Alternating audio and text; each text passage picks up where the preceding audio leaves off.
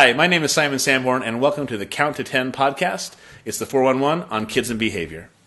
Today is episode 5 in our 6-part series on character traits. Today we'll be talking about fairness. But to begin with, I'd like to say that I am a behavior specialist, but I don't have it all figured out yet. So please seek the help of your pediatrician or another health professional if you have serious concerns about your child's behavior. Fairness can be a tough one for kids to grasp.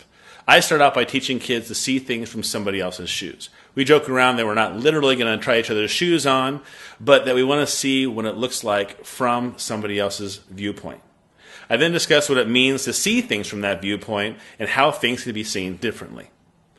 This is where the fun activity starts. I like to have the students pair up, and if there's an odd number of students, you can be one of the other person's partners.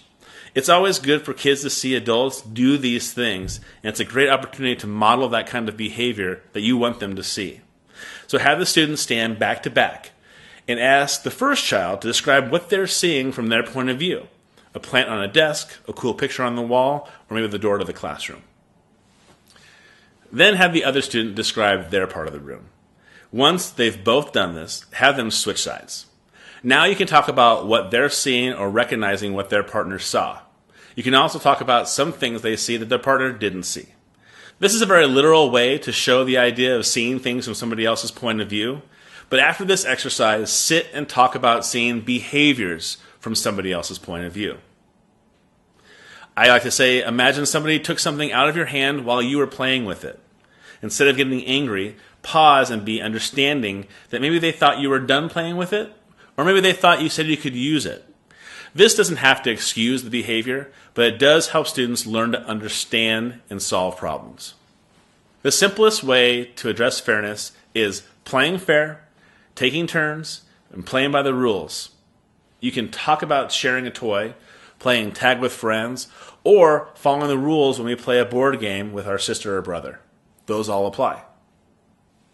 So in wrapping things up, I want to say approach everything with your kids with thoughtfulness.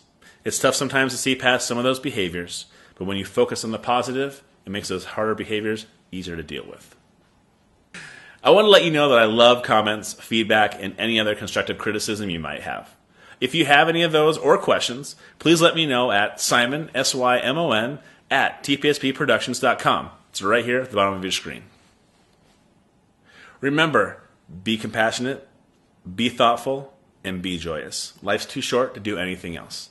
My name's Simon Sanborn, and I'll see you next time on the Count to 10 podcast.